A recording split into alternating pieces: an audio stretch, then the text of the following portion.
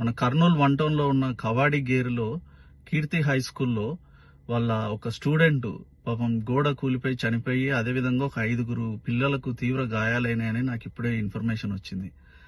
ఈ యొక్క ఇన్ఫర్మేషన్ చాలా డిస్టర్బ్డ్ న్యూస్. మా కర్నూలు ప్రగతి సమితి తరపున వారి కుటుంబానికి, తర్వాత గాయాలైన పిల్లలందరికీ కూడా మేము మా ప్రగాఢ సానుభూతి తెలుపుతూ వారి కుటుంబానికి ధైర్యం ఇవ్వాలని దేవుణ్ణి కోరుకుంటున్నాం.